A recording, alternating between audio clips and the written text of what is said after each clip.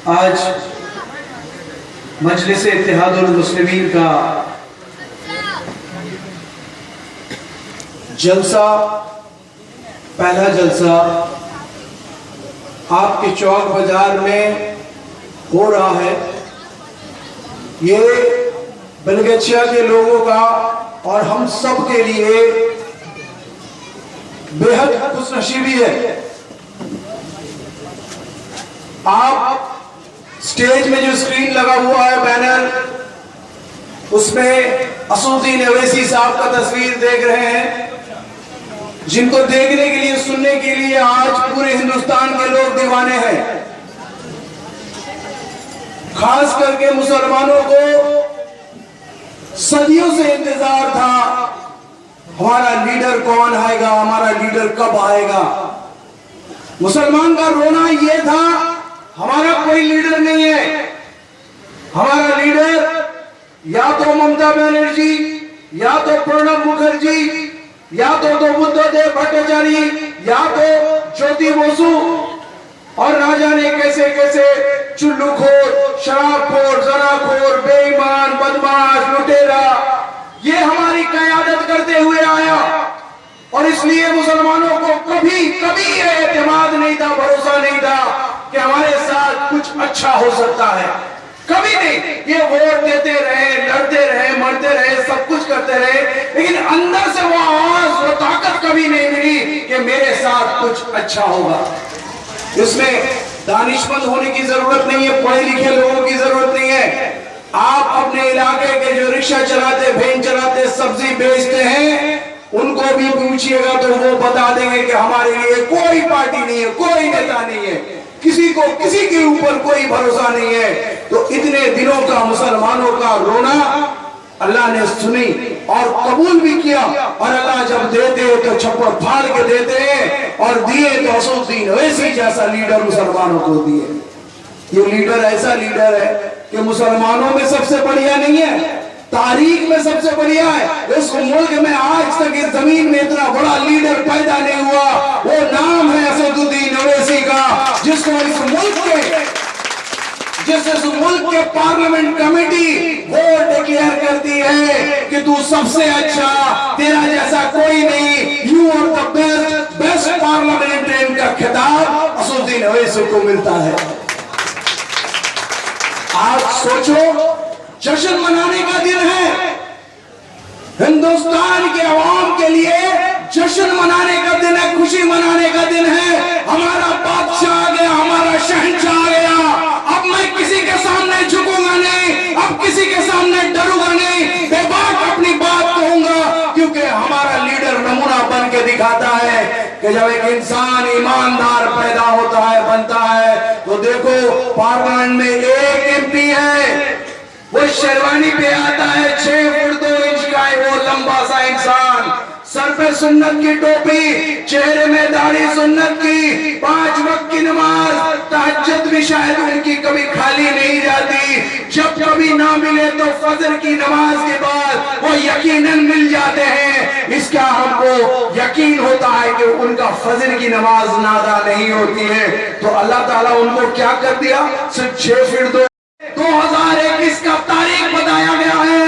इस मुल्क में तुम घर वापसी करो, अपने पुरानी हिंदू मजहब में वापस आओ, और नहीं तो 2021 आरएसएस का चीफ मोहन भगत ये करता है। ऐसे वक्त में पार्लियामेंट में खड़े होके, ऐसे वक्त में पार्लियामेंट में खड़े होके असदुद्दीन अवैसी साहब अकेला इसका जवाब देते। पूरा हिंदुत्ववादी ताकत, पूरा आरएसएस एक तरफ, पूरा हिंदुस्तान में कब्जा आरएसएस का है, हुकूमत बना है बीजेपी का, उसी के बीच में ललकारते असदुद्दीन अवैसी, कहते हैं कि घर वापसी नहीं होगी, घर वापसी नहीं होगी। मैं कुरान पे ईमान रखता हूँ और अल्लाह के सिवा किसी के सामने ये सर झुकेगा नहीं।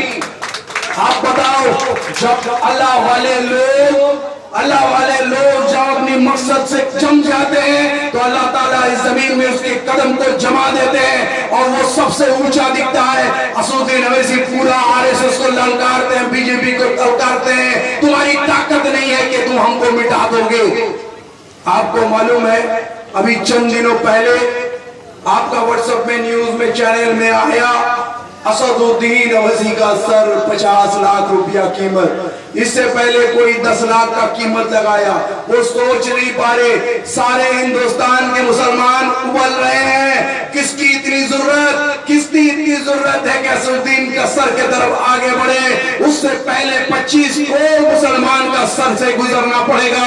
ये इतनी आसान काम नहीं है। और कल इसका जवाब असदुद्दीन अवैसी साहब देते हैं, बोले मेरे सर के दाम कीमत तुम लगाते हो 50 लाख, मेरे सर की कीमत तुम 50 लगाते हो लाख। मैं ये सर जो अल्लाह के सामने सिजदा करता हूँ, मालिक के सामने ये सर को लगा चुका हूँ, इस सर की कीमत तुम क्या लगाओगे?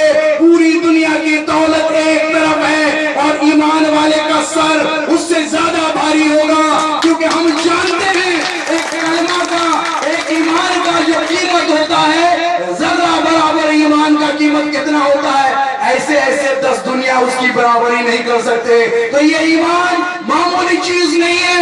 हम आपको यकीन दिलाता हूँ, बहुत सारे लोग मुसलमान को गाली देते हैं, बेईमान कहते हैं, गए गुजरे हैं, इनका कुछ नहीं होगा, इनसे कोई भरोसा नहीं, ये सब बेईमान है। लेकिन हम बता रहे हैं यकीनन मुसलमानों के ऊपर मेरा पूरा भरोसा है। हमने गुजरात दंगे देखे, हमने आसाम के दंगे देखे, हमने नेली में देखा 35,000 लोगों को 1984 में एक दिन में कत्ल करते हुए। हमने मुजफ्फरनगर के दंगे देखे, लेकिन हमने ऐसा नहीं सुना। इतने कत्लेआम होने के बाद ये खबर नहीं आया है कि मुसलमान बोल रहे कि ईमान रखने के बनिस्बत इतना मुसीबत है, तो चलो इस ईमान को छोड़ते, इस कलमे को छोड़ते और दूसरी मजहब में चले जाते। ये मुसलमान पूरा दुनिया लुटा सकता है, अपना सर कटा सकता है, लेकिन कलमे से जुदा नहीं हो सकता।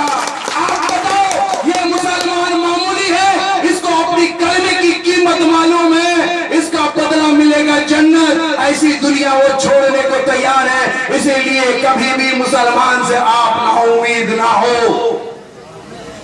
अल्लाह के तरफ से आता है। हालात, अच्छे दिन, बुरे दिन, जैसे भी दिन, हर एक इम्तिहान से मुसलमान गुजरेगा, लेकिन ईमान से खाली नहीं जाएगा। लेकिन आज का ये जलसा बहुत अहम है, बहुत जरूरी कुछ बात आपको कहना चाहूंगा। अल्लाह तौफीक दे और हम सबको अल्लाह ताला जोड़ दे। मजलिस इत्तेहादुल मुस्लिमीन का असल पैगाम है इत्तेहाद। ये सिर्फ सियासती पार्टी नहीं है, ये एक सियासती पार्टी सिर्फ नहीं है, ये हमारा मजलिस है, ये हमारा सब कुछ है। मुसलमान हर तरह से इत्तेहाद कायम करे जो अल्लाह को सबसे प्यारा है। इन दिनों हिंदुस्तान में बहुत सारे अजीबो गरीब सूरत से हम गुजर रहे हैं। आपको बताता हूं, झूठ, फरेब, धोखा का पट्टी इस कदर हमारे नजर के सामने में बिछा दिया गया है, हमको गुमराह किया जा रहा है, हमको डराया जा रहा है, दबाया जा रहा है। आपको थोड़ा सा मैं इसका नजारा दूंगा कि बहुत बड़ा अजीब गरीब हादसे हुए हैं। 2014 मई में जो पार्लियामेंट्री इलेक्शन हुआ, उसका रिजल्ट चौंकाने वाला हुआ। हिंदुस्तान में पहली मर्तबा बीजेपी पूरा मेजोरिटी के साथ हिंदुस्तान को अपना कब्जे में लिया। मतलब आरएसएस का हुकूमत कायम हुआ। आरएसएस का एजेंडा है मुस्लिम फ्री इंडिया, हिंदुस्तान में मुसलमान नहीं रहेगा। उसका एजेंडा है कि गीता को संविधान बनाएगा और गेरुआ फ्लैग को वो नेशनल फ्लैग बनाएगा। ये हिंदुस्तानी नहीं है, ये हिंदुस्तान के गद्दार है। इनके हाथों से मुसलमानों को, हिंदुस्तान को बचाना है। जिस तरह से हमने ब्रिटिश के हाथ से हिंदुस्तान को बचाया था, आज वो इम्तिहान फिर हमारे सामने खड़ा है। आपको बताते हैं ये हादसा, ये अजीब गरीब हादसा जो हुआ है, उसके पीछे हमारा बहुत बड़ा कसूर है। अभी मौलाना साहब कुछ बात आपको बता रहे थे। जब ऐसा हुआ जो 68 साल में हमको सुनने को नहीं मिला, आज वो सारे बात हमको सुनने को मिल रहे हैं। अभी सुषमा स्वराज फॉरेन मिनिस्टर ने कहा था, मिनिस्ट्री जो उनके हाथ में है, उन्होंने थोड़े दिन बाद कहा कि गीता को राष्ट्रीय ग्रंथ बनाना है। आप बताओ, मुसलमान इस मुल्क में 800 साल राज किए, कभी कुरान को नेशनल बुक के तौर पर लागू किया, किसी के ऊपर जबरन ये ही पड़ेगा, इसको मानना ही पड़ेगा। कभी मुसलमानों ने ये नहीं किया ना अल्लाह का ये हुक्म है, कभी ऐसा नहीं हुआ। लेकिन आज साक्षी महाराज कहते हैं इस मुल्क में दो किस्म के लोग बसते हैं, एक है रामजादा, दूसरा हरामजादा। आप बताओ, यकीनन पूरे हिंदुस्तानी को ये गाली दिया जा रहा है, ना हम रामजादा है ना हम हरामजादा, और ये बोल रहा है ये मेंबर ऑफ पार्लियामेंट, ये दस्तूर को शपथ करके ये कसम खा के बोलता है कि मैं दस्तूर को मानूंगा और हिंदुस्तान के तमाम अवाम के साथ मैं इंसाफ करूंगा। तो इतनी बड़ी बात बोलने के बाद हिंदुस्तान के कानून इसके शिकंजे को क्यों नहीं पकड़ दिए? इसके ऊपर कानूनी कार्रवाई होना चाहिए, नहीं होता है। इसके बाद जोगी तो आदित्य नारायण जो बोलता है दिल दहलाने वाला, पूरा हिंदुस्तान का जमीन हिल जाता है। वो बोलता है कि मस्जिदों का माइक को खोल के हम उसमें गेरुआ पता का सैफरन फ्लैग लगाएंगे। आज तक किसी ने किसकी हिम्मत नहीं हुई। उसने और कहा कि मस्जिद के अंदर नौजुबिल्लाह सूअर का पालन करेंगे। इतनी बड़ी बोलने की बात किसी की हिम्मत नहीं हुई। उसके बाद उसने कहा मस्जिदों के अंदर मैं गणेश स्थापना करेगा, गणेश पूजा करेंगे। और यूट्यूब पे ये सारा वीडियो चल रहा है, ये चल रहा है। यही योगी तो नारायण बोलता है कि मुसलमान औरतों को कब्र से उतार कर उसको रेप करो। आप सोचो, ये एक हिंदू पंडित बोलता है, जोगी बोलता है हिंदू धर्म का, हिंदू मजहब के बड़े बड़े ऋषि मुनियों को हमने सुना, हमने रामकृष्ण परमहंस को सुना, देखा, हमने श्री अरविंद को देखा और ना जाने कितने संत गए, लेकिन आज तक हिंदुत्ववादी का ऐसा बात कभी नहीं सुना। मैं हमारे हिंदू भाई को बोलता हूँ, पूछता हूँ, आप बताओ आपका मजहब ये तालीम देता है क्या? ऐसी तालीम अगर तुम अपने बच्चों को दिखाओगे, ऐसे रास्ते सिखाओगे, ये बच्चे अपनी माँ बहन की रेप करेंगे। मुसलमान की बात तो छोड़ दीजिए, ऐसी कौन सी हिंदुत्व की तालीम अपने बच्चों को आप दिला रहे? और ये लोग पार्लियामेंट में बैठे हैं, योगी आदित्य नारायण पार्लियामेंट के मेंबर है। आप बताओ हिंदुस्तान का कानून इसको क्यों नहीं पकड़ता? इसके ऊपर कार्रवाई क्यों नहीं होते? बात समझने वाली बात है। हमने अपना मियाद को गिरा दिया। मुसलमान हिंदुस्तान का सबसे बड़ा ताकत, सबसे बड़ा कौम, आपको माइनॉरिटी बोल के कमजोर बनाया गया। और हिंदुस्तान का सबसे मजबूत पिलर मुसलमान खड़ा है तो हिंदुस्तान खड़ा है, मुसलमान बैठ जाए तो हिंदुस्तान बैठ जाए। मुसलमान को क्या मिटाओगे? जिस दिन मुसलमान को मिटाओगे दुनिया खत्म हो जाएगा। ये मुसलमान के एवज में दुनिया टिका हुआ है। तुम इतनी बड़ी जुर्रत दिखा रहे हो, लेकिन कहीं ना कहीं हम भी इसके लिए कसूरवार है। गलती कहां हुआ? जिसने 800 साल इस हिंदुस्तान में हुकूमत किया, आज चवन्नी के वो कमीने वो इतनी बड़ी बात बोल रहे, आखिर गलती कहां हुआ? आप गौर करें, 2014 का इलेक्शन बड़ा अजीब व गरीब तरह का हुआ। इलेक्शन होने से पहले हर टेलीविजन चैनल ने यही कहा, अब की बार मोदी सरकार, चाहे वो बांग्ला हो, इंग्लिश हो, हिंदी हो, मलयालम हो, उड़िया हो, तेलुगु हो, हिंदुस्तान के जितने अखबार और चैनल थे, चैनल खोलो तो मोदी को देखोगे। 22,000 करोड़ रुपया मीडिया पे खर्च किया गया, लोगों के जहन में ये घुसाने के लिए मोदी आ रहा है, इसको कोई रोक नहीं सकता। लोग टेलीविजन देख देख के परेशान हो गया कि ये जालिम, ये कातिल, ये मेरी माँ बहनों का इज्जत लेने वाला ये आ जाएगा तो क्या होगा? आप बताओ, जब पूरे हिंदुस्तान के लोग परेशान हैं, तो इसी हिंदुस्तान के तमाम secular, so called secular party, जो लोग मजलिस इत्तेहादुल मुस्लिमीन को बोलते हैं, ये फिरका पाराना पार्टी है, और ये Congress, CPM, Trinamool, RSP, forward block, Samajwadi, AIADMK, DMK, जितने भी पार्टी है, सारे लोग दूध के धुले हुए हैं। ये लोग सेकुलर पार्टी हैं। आप बताओ, इन तमाम को ये समझ में नहीं आया कि मोदी आ रहा है, बीजेपी आ रहा है, कैसे मोदी को रोकना है, तो मंसूबा बनाओ। उस वक्त देखिए, सबसे बड़ा पार्टी कांग्रेस महाराष्ट्र में एनसीपी के साथ गठबंधन तोड़ देता है, हरियाणा में अपना गठबंधन तोड़ देता है, और पूरे हिंदुस्तान में जितनी भी पार्टी के साथ इसका कांग्रेस का जोड़ था, तृणमूल के साथ टूटता है। उधर जितने भी पार्टी जहां जहां जोड़ता, सब जगह जोड़ तोड़ देते। जब सारे लोगों को एकजुट होके मोदी को रोकना था, तो ये लोग सारे अलग अलग हो गए। मामला आपको बताते हैं क्या हुआ। बीजेपी का हुकूमत कायम हुआ, सीट चाहिए था, 282 सीट मोदी को मिला, सारे लोग दंग रह गए। ऐसा कैसे हुआ? क्या सारे लोग बीजेपी के सपोर्टर बन गए? क्या सारे लोग मुसलमान के दुश्मन बन गए? क्या सारे लोग मस्जिदों को तोड़ना चाहते हैं, मुसलमान का औरतों का आबरूरेजी करना चाहते हैं? ऐसा बात है क्या? नहीं नहीं, ऐसी कोई बात नहीं। जब इसका डिटेल मिला तो पता चला इस मुल्क के सिर्फ 29% लोग, सिर्फ 29% लोग बीजेपी को वोट दिए और 71% लोग बीजेपी के खिलाफ वोट दिए। इसका मतलब इस मुल्क में आज भी 71% लोग मुसलमान के दुश्मन नहीं है। 71% लोग मस्जिद तोड़ना नहीं चाहते, 71% लोग दंगा फसाद नहीं चाहते, वो मुसलमान के दुश्मन नहीं है। लेकिन ये 71% लोग कौन है भाई? मुसलमान की तादाद हिंदुस्तान की गवर्नमेंट बताती है कि 13 से 14% है। माना कि झूठ बोलती है, ज्यादा होगा तो कितना परसेंट होगा? 18%, 19%, 20%, 125 करोड़ में 25 करोड़ होंगे, यही ना?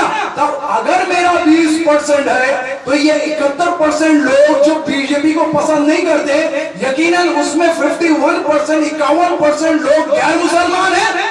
तो हमें यहीं से दिमाग पे जोर देना चाहिए।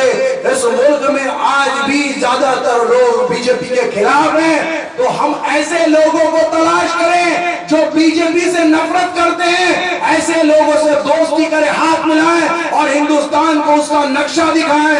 जो मुसलमान इस हिंदुस्तान को बनाया, ईरान के बॉर्डर से लेकर बर्मा तक था, एक टाइम अफगानिस्तान भी हिंदुस्तान का हिस्सा होता था, उसको तोड़ने वाले यही लोग हैं जो आज हिंदुस्तान में राज करते हैं। एक टाइम बोले कि ईस्ट पाकिस्तान, वेस्ट पाकिस्तान हटाओ, क्योंकि इतने सारे मुसलमान हिंदुस्तान में रहेंगे, यकीनन ये भारी पड़ेंगे।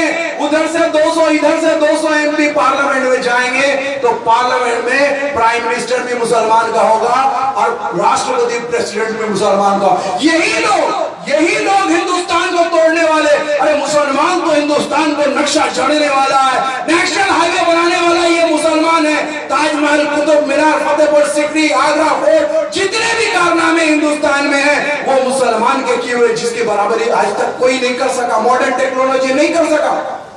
करेंसी मुसलमानों ने बनाया, जमीन का जायजा लेने वाला लैंड सर्वे डिपार्टमेंट मुसलमान ने बनाया, अदालत मुसलमान ने बनाया, इंसाफ कायम किया मुसलमानों ने। तुम बोलते हो मुसलमान का कुछ नहीं है और मुसलमान को बोलते हो कि यही देश के दुश्मन है। आप बताओ, आज वही दौर आ गया। ये दलाल लोग, अमेरिका इजराइल के दलाल, हिंदू मुसलमान की फसाद करके हिंदुस्तान को तोड़ना चाहते हैं।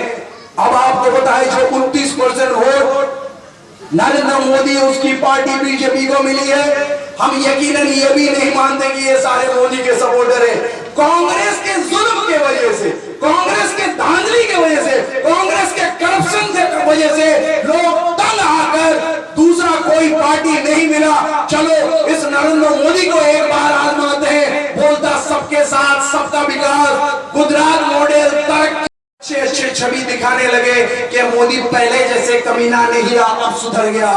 लोग कुछ झांसे में आ गए, लोग झांसे आ गए। आप YouTube पे चले जाओ, इंटरनेट में चले जाओ, आज में सबसे बड़ा कातिल, सबसे बड़ा टेररिस्ट का नाम नेट में ये नरेंद्र मोदी का आएगा।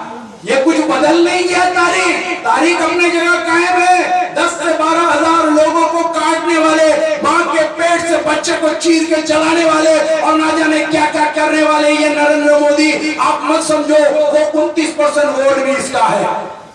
ये लोग कुछ नौकरी के खातिर, कुछ कांग्रेस से बदजन होंगे, किसी और खातिर लोग बीजेपी को आजमाए। चलो कांग्रेस तो गिराते, कुछ तो करते। वो जो राहुल गांधी है वो लल्लू मुझसे संभलेगा नहीं, उसका तो अपना आस्तीन बदलते बदलते दिन फिर जाता है, बात तो करने आता नहीं, वो मुल्क को क्या संभालेगा। और ये कांग्रेस तय करके रखा है कि वही राहुल को ही बैठाएगा, उसकी तो ये खानदानी प्रॉपर्टी है ना हिंदुस्तान, उसके पार्टी में और कोई लोग नहीं है, उसी को बिठाना है। तो इसी वजह से लोग बदल हो गए, कुछ लोग बीजेपी में चले गए। जिस तरह से बंगाल में एक टाइम लोग बदल हो गए, सीपीएम का जुल्म, सीपीएम का शोषण, सीपीएम का कैडर का जुल्म, इलाका में चंदा गुंडा गर्दी, थाना पुलिस का कार्रवाई से लोग तंग आके बोलते हैं कि चलो इस पगली को ही वोट दे देते हैं, एक बार तो ट्राई करते हैं, कम से कम सीपीएम को तो गिराते हैं। हम यकीनन आपको बोल रहे हैं ज्यादातर लोग ममता बनर्जी को इसलिए नहीं वोट दिए थे, वो बहुत बड़ी एडमिनिस्ट्रेटर है, वो बहुत बड़ी अकलमंद है, बहुत पढ़ी लिखी है, उसको बड़ा हुकूमत चलाने का तजुर्बा है। लोग सोचे कुछ भी हो जाए पहले तो सीपीएम से मुक्ति मिले, इस वजह से इसने तृणमूल को वोट दिया, ममता बनर्जी को वोट दिया। आज लोग समझ रहे हैं गलत डिसीजन। मुल्क का जो हालात है स्टेट का आप बराबर समझ सकते हैं कितना बड़ा झूठ चल रहा है। लेकिन मैं मुद्दे में आता हूं, ये 29% वोट में 5 से 7% वोट ऐसे होंगे जो कत्लेआम चाहते हैं, मस्जिद को तोड़ना चाहते हैं, मुसलमान के बच्चे को काटना चाहते हैं, उसके औरत की इज्जत आबरू लूटना चाहते हैं। मैं आपको बोलता हूं इस मुल्क के लोग अच्छे हैं, ऐसा नहीं है कि मुसलमान अच्छे हैं और बाकी सब गलत है। मैं आपको यकीन दिलाता हूं, मुझे फक्र कि मैं हिंदुस्तान में पैदा हुआ, इस मुल्क के लिए एक नहीं 1000 बार शहीद होने के लिए हम तैयार हैं। और यकीनन मुसलमान इस मुल्क का सबसे ताकतवर मजबूत दीवार है, इसको कोई तोड़ नहीं सकता। इस मुल्क के लोग अच्छे हैं, चाहे वो आदिवासी है, तबसरी है, शेड्यूल कास्ट है, शेड्यूल ट्राइब्स है, जैन है, बौद्धिस्ट है, सारे लोग इतने बदमाश नहीं है, सारे लोग अच्छे हैं। तभी तो आपके सामने ये आंकड़ा पेश कर रहा हूं। इतना हिंदुत्व का दौर चला, लहर चला, उस पर भी 70% लोग बीजेपी को वोट नहीं दिया। आप क्यों घबराते हो भाई? आपके साथ हिंदुस्तान के 70% लोग खड़े, आने वाला वक्त में 90% से ज्यादा लोग खड़े हुए। आप अपना किरदार सुधारो और अपने अंदर यकीन पैदा करो कि हिंदुस्तान का सबसे बड़ा मजबूत कौम मुसलमान है, उसको किरदार निभाना पड़ेगा। हमने किरदार नहीं निभाया, हमने ये सोचा पॉलिटिक्स बड़ी गंदी चीज है, हम तो शरीफ जादे हैं, हम पढ़े लिखे हैं, हम नमाज पढ़ते हैं, हमारी अच्छी दुकान है, हम तो हज कर लेंगे और हर साल हमारी अच्छी बड़ी गाय आती है और इलाके में नाम है, साल के एक बार तो फैमिली को लेके उम्रा भी कर लेते और मेरा कमीज भी बहुत बेहतरीन क्वालिटी का होता है, घर में भी एसी लगा के रखा है। ऐसे अच्छे लोग कैसे पॉलिटिक्स कर सकते हैं? तो आपने तो हिंदुस्तान का ठेका दे दिया वही चोर उचक्के बदमाशों को। तो हालात जो होना था वही हुआ। अल्लाह के रसूल नबूवत पाने के बाद मक्का छोड़ के मदीना गए, अपने पूरे पलटन को लेके चले गए। हुकूमत कायम करना जरूरी है, नहीं तो नमाज कैसे कायम होगी, दीन कैसे कायम होगी, मजलूमों का हिफाजत कैसे करेंगे? उनके पास जन्नत की कुंजी है, तलवार लेके मैदान में उतर गए कि लोगों का हिफाजत करना है, मजलूमों की हिफाजत करना है, दीन की हिफाजत करना है। आप थोड़ा सा वोट के मैदान में उंगली दबाने के लिए नहीं उतर सकते। आज देखो असदुद्दीन अवैसी आपके सामने है, हिम्मत करो।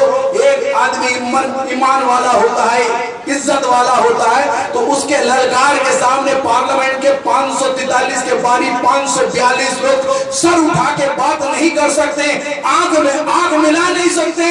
और सोनिया गांधी असदुद्दीन अवैसी साहब को बोलते हैं, असद साहब आप सिक्योरिटी फराहम करो, आप सिक्योरिटी ले लो, आपके जान को खतरा है। असद साहब बोलते हैं हमें सिक्योरिटी नहीं चाहिए, हमारा सिक्योरिटी तो खुद अल्लाह है, अल्लाह हमें हिफाजत करेगी, आपकी सिक्योरिटी की कोई जरूरत नहीं है। और ये बात सिर्फ जवानी नहीं है भाई।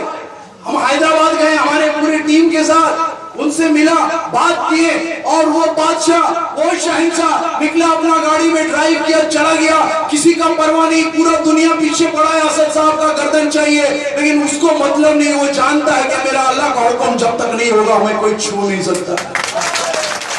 उनका छोटा भाई अकबरुद्दीन अवैसी, जिसके नाम से, जिसके आवाज से हिंदुस्तान कांपती है, वो बंदे को भी किसी शैतान ने भूत सवार हुआ तो बहुत करीब से 3 गोली दाग दिया, बहुत करीब से 3 गोली दाग दिया।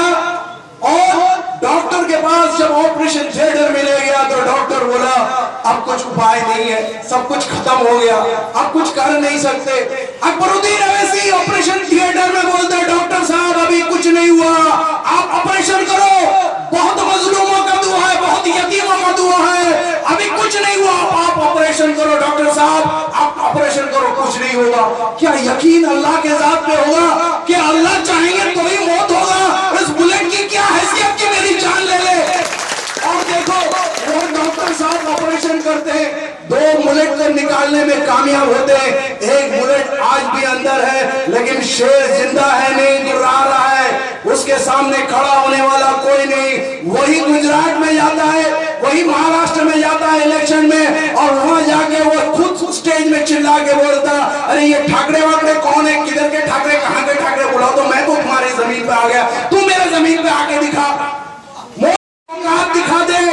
तो आप बताओ, ये ईमान वाले लोगों की निशानी है, बंदूक की गोली जिसे रोक नहीं सकते।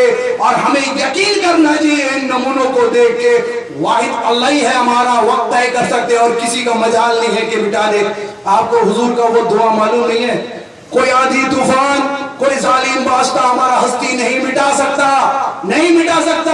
अगर हमको यकीन है अपने रसूल के वादे पर, अपने रसूल के कबूलियत दुआ पर, तो हमें इत्तहीद करना चाहिए, और उसका नमूना, जिंदा नमूना आपके पास है। अल्लाह ताला का कुछ मंशा होगा, तभी ये फकीर, गरीब, लुटा हुआ, बीमार कौम को ऐसा शहंशाह जैसा लीडर मिला। लंदन से बैरिस्टरी पढ़ के आके उसको तो अरबों खरबों रुपया के ऊपर खड़ा है, क्यों बंदूक के नोक के सामने खड़ा है? हमारी खातिर ना। आप बोलो, ऐसे वक्त में हम उनका साथ नहीं देंगे, उसका हाथ नहीं थामेंगे, हम चुल्लूखोर, बेईमान, ज़नाखोर लीडर के पीछे भागेंगे? हमको क्या मिला बताओ? एक मजबूत कौम। आजादी के बाद हिंदुस्तान के मुसलमान बहुत ताकतवर थे, ऐसे हालत में नहीं थे। इसके पास इल्म था, इसके पास दौलत था, जमीन था, इसके पास इल्म था, इसके पास अपने किताब, अपना लीडरशिप था, सब कुछ था। लेकिन हमने क्या किया? आजादी के बाद अपने आप को सियासत से हटा लिया, हमने अपने आप को सियासत से हटा लिया, और कांग्रेस को अपना माए बाप बना लिया। कांग्रेस ने सबसे बड़ा जालिमाना हरकत किया। मुसलमानों का तबाही का अगर सबसे बड़ा कसूरवार कोई है तो वो कांग्रेस है। इस मुल्क में 70,000 दंगे हुए, 70,000 दंगे हुए, आज तक एक भी शैतान को सजा नहीं मिला। आप बोलो, हिंदुस्तान का दस्तूर कहां है, कानून कहां है, आईपीसी कहां है, कौन सा हुकूमत में हम रहे? 70,000 दंगे हुए, एक भी लोगों को कोई सजा नहीं मिला। और ये मुल्क कहती है, इसकी सरकार कहती है, हिंदुस्तान के सरजमीन से टेररिज्म को जड़ से मिटा दूंगा। अरे बोलता है कि हम स्ट्रॉन्ग मैसेज देते हैं। अभी याकूब मेनन को उन्होंने फांसी दिया, बोलता है कि स्ट्रॉन्ग मैसेज दे रहे। अरे क्या स्ट्रॉन्ग मैसेज दे रहे हो भाई? आप बताओ, इनको फांसी देने के खिलाफ हिंदुस्तान के 300 दानिशमंद लोग प्रेसिडेंट ऑफ इंडिया को चिट्ठी लिखे कि इसको फांसी मत दो। इंटेलिजेंस का रॉ का टॉप ऑफिसर बोला, इसने हिंदुस्तान के इंटेलिजेंस को इतना मदद किया कि 40 साल तक हमारी इंटेलिजेंस एजेंसी ये काम नहीं कर सकती। आप बताओ, इंटेलिजेंस के पीछे कितना अरब रुपया तुम खर्च करते हो? इसने बम फोड़ा नहीं, इनके पास कुछ मालूमात था, इसने हिंदुस्तान में लौट के आया, हुकूमत को मदद किया, इसलिए सारे लोग बोलने लगे कि इसको फांसी मत दो। सुप्रीम कोर्ट के रजिस्ट्रार वो रिजाइन किए इसके फांसी देने के बाद कि मुझे अब ये नौकरी नहीं करना है, मुझे अफसोस है कि इसको क्यों फांसी दी गया। पूरा हिंदुस्तान अफसोस करता रहा। हर चैनल में मेरे गैर मुसलमान भाई आके वकालत करते रहे कि गलत हुआ, गलत हुआ, गलत हुआ। आप बताओ, उस इन्वेस्टिगेशन में मैं नहीं था, इतने लोग बोले, लेकिन आप अगर उसका फांसी दिए, आप बता रहे हो कि मेरा स्टैंड है, हम टेररिज्म को बर्दाश्त नहीं करेंगे। आप बताओ, उसकी आखिरी ख्वाहिश, याकूब मेनन की आखिरी ख्वाहिश, मेरा कलेजा का टुकड़ा, मेरे बच्ची को एक बार हमसे मिला दो, उसको हम बात कर ले, उससे देख ले।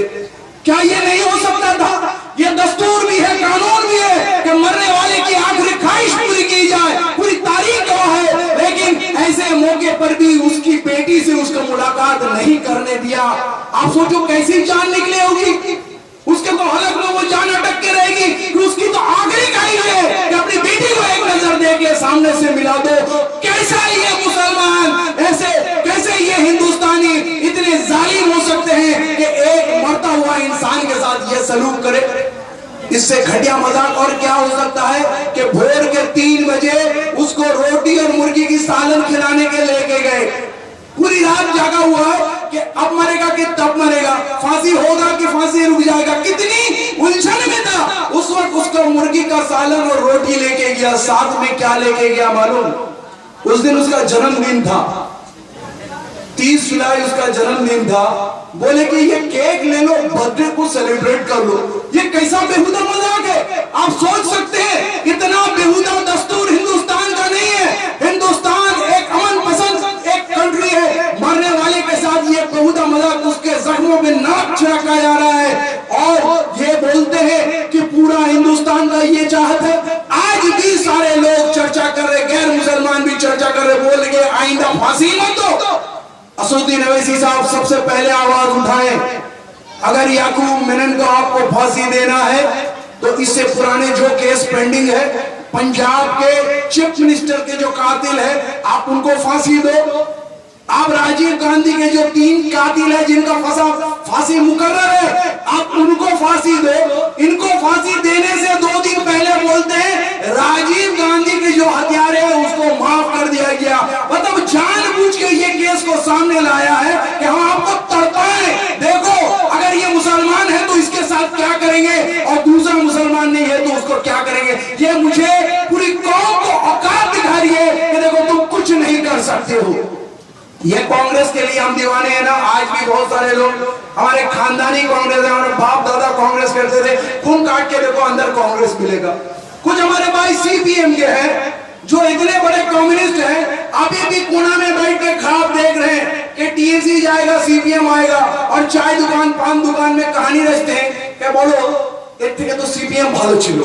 एक ही कहानी, पूरा बुद्धू बाबू से लेके विमान बोस वही कैसेट बजा रहा। अरे की ऑनलाइन हो चाहिए तो सीपीएम भालो छिलो। खैर ये चैप्टर में मैं बाद में आ रहा हूँ। बात बोलना ये है, इस इंसान को जबरन फांसी दिया अपने जिद को बरकरार रखने के लिए और हिंदुस्तान के अवाम के नफरत के पैमाने पर बांटने के लिए, हिंदू मुसलमान के हिसाब से बांटने के लिए। इसलिए इससे पहले अफजल गुरु को भी दिया था केस, वो भी गलत केस था। उसका पैरवी करने के लिए वकील नहीं मिला और उसमें भी हिंदुस्तान शर्मसार हुआ। इस बार तो यूनाइटेड नेशन के बान की मून जो सेक्रेटरी जनरल है चीफ, उसने भी बोला गलत हुआ। आप बताओ, ये मुल्क बोलती है कि मैं टेररिज्म को जड़ से मिटाऊंगा, तो ये नमूना है जड़ से मिटाने का। आप बोलो गुजरात दंगा में नरेंद्र मोदी को 22 बरी की गए, अमित शाह को 22 बरी किया गया। कहां गया दस्तूर? ये कांग्रेस के रहते हुए यूपीए 1 यूपीए 2 इन लोगों के खिलाफ एक भी सबूत इकट्ठा नहीं कर सका। ये लोग आपस में मिले हुए नहीं है क्या? और तहलका का एक रिपोर्टर जर्नलिस्ट, मेरे हिंदू भाई सिपाही को मैं सलूट करता हूं, उसने बाबू बजरंगी का रिकॉर्डिंग निकाल के उसने सुप्रीम कोर्ट का स्पेशल जज के सामने रखा, जिस जज का नाम है उज्जवल। उसने बताया बाबू बजरंगी ने कैसे दंगा किया। माया बहन कोदरानी बाबू बजरंगी, उसके साथ 42 लोगों को 28 साल तक जेल में रहने के लिए सजा मुकर्रर किया गया। अब तो ये लोग टेररिज्म के खिलाफ लड़ना चाहते, इन तमाम कातिल और टेररिस्ट को रिहाई कर रहे हैं। मैं सलूट करता हूँ हेमंत करकरे को, जो एटीएस चीफ था। उसने पहली मर्तबा ये कहा इन्वेस्टिगेट करके कि हिंदुस्तान के मुसलमान टेररिस्ट नहीं है, हिंदुस्तान के कुछ गिने चुने हिंदू तंजीम टेररिज्म की काम कर रही है। सबूत के साथ साध्वी प्रज्ञा सिंह को, पुरोहित ठाकर को, कर्नल को, असीमानंद को और न जाने कितनों को उन्होंने जेल में भरा। और असीमानंद खुद बयान किया, इंटरव्यू दिया कि मैंने मक्का मस्जिद में ब्लास्ट हमने करवाया, अजमेर शरीफ के दरगाह में ब्लास्ट हमने करवाया, समझौता एक्सप्रेस जो पाकिस्तान को जाती है उसमें हमने ब्लास्ट करवाया, हमने मुंबई के जो ट्रेन में ब्लास्ट हुआ हमने करवाया। और बताता है ये करवाने का हुक्म हमारे पास आया आरएसएस चीफ मोहन भगत से।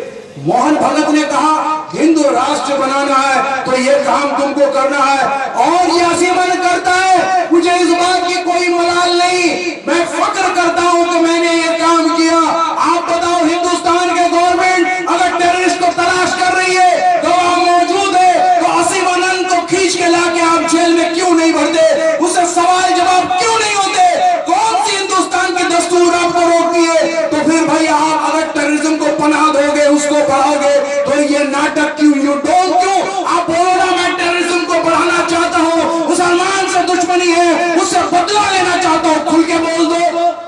कम से कम हम तो गुमराह ना हो कि हमारे घर के लोग बदमाश हैं, हमारे लड़के छोटे मोटे कारनामे करते हैं। ये पार्टी के लीडर के शय पर, पुलिस के शय पर कार्रवाई करने, काम करने का रोजगार का जरिया नहीं मजबूर किया। इस तरह से हम लोगों को सता के रखा है, उसको इस्तेमाल किए जा रहे हैं। लेकिन आज भी मुस्लिम कौम दूसरे सारे कौम से बेहतर है। आज भी हमारे इलाका में औरतों की इज्जत नहीं लूटी जाती, इतने रेप नहीं होती, क्राइम पेट्रोल और पुलिस रिपोर्ट आप जो डोमेस्टिक क्राइम होते, औरत के साथ क्राइम होता है, वो गैर मुसलमान के पास होता। आज भी मुसलमान के मोहल्ले में ये चीज नहीं है। मुसलमान मोहल्ले में हिंदू बहनें भी जाती है तो इज्जत आबरू के साथ जाती, उसके साथ वो छिड़कानी नहीं होती। आज भी हमारी इमाम की उतनी ताकत है, वो अगर हुक्म कर दे तो लड़के अच्छे अच्छे गुंडे को फाड़ के फेंक देंगे, वो डरने वाले नहीं है। वक्त आ गया है, वक्त आ गया है, हमारे इमाम सामने आए और हमें हुक्म दे कि तुम जुल्म के खिलाफ लड़ो। हम इंतजार में हमारे इमाम के, हम डरने वाले नहीं, क्योंकि हमारा तारीख लग चुका है 2021। असल बात है, इसको हल्के में ना लेना। अगर म्यांमार में कत्लेआम हो सकता है लाखों मुसलमान का, अगर गुजरात में हो सकता है, मुजफ्फरनगर में हो सकता है, अगर आसाम में नैनी में हो सकता है, यकीनन बंगाल में भी हो सकता है। 64 का राइट और 46 का राइट हम लोग भूले नहीं है। आप इसलिए बोलते हैं हिंदुस्तान के गद्दी में शैतान बैठे हैं, उसको खींच के जमीन में पटकना है, इसमें कोई भी पीछे नहीं रहना चाहिए। बहुत ही मंसूबेबंद तरीके से हमको बर्बाद किया गया। इतना ताकतवर कौम को ये सारे पार्टी इंस्टॉलमेंट में काम को बांट के बर्बाद किए। मैं बोलूंगा मेरे सीपीएम के दोस्त, कांग्रेस के दोस्त, तृणमूल के दोस्त, गौर से सुनो हमारे साथ क्या हुआ। जो इस मुल्क के बादशाह थे, सारे जमीन इसके थे, सारे दौलत इसके थे, क्या नहीं था? लेकिन कांग्रेस पहला हमारा दुश्मन, जो 70,000 के ऊपर दंगा हुआ, किसी को सजा नहीं दिया। इसने हमारे फैक्ट्री को आग लगाए, इसने इतने दंगा फसाद किए, मेरे सारे काम काज, मेरे जमीन को उजाड़ दिया, बस्ती को उजाड़ दिए, फुटपाथ पे लाए। हम इधर से संभालते तो उधर उजड़ जाते, उधर से उजाड़ते तो इधर संभालते। एक पीढ़ी आगे बढ़ता, दूसरे पीढ़ी को खत्म कर देते, सारा माल खजाना खत्म। आप बताओ, ये कांग्रेस जब अपने आप को पूरा भिखारी बना दिया, बंगाल में खास करके हम जब पनाह मांग रहे थे तो हमारे पास वो सादा धोती पहन के, सादा कुर्ता पहन के, साइड में एक तो बैग लगा के सीधे साधे मास्टर मोसाई आ गए। यही सफेद सफेद बाल वाले बोले कि भाई मैं लोग मजहब में कोई इख्तिलाफ नहीं चाहते, मैं मजहब को नहीं मानता, मेरे पास सारे लोग एक है, हम तो मजदूर के दोस्त हैं, हम किसान के दोस्त हैं, हम मजलूमों के दोस्त हैं, उनके लिए लड़ते हैं। बेसहारा मुसलमान सोचा कि यही हमारा दोस्त होगा। अब मरने वाले को टिनका काफी होता है, डूबने वाले को। उसने सीपीएम को पकड़ा, थोड़े दिन तो अच्छे काम किए, बहुत भाईचारगी दिखाई, फिर देखा कि इसके पास जब तक पैसा होगा, खाना होगा, रोजगार होगा, ये मेरे पीछे पीछे भागेगा नहीं। तो करे क्या?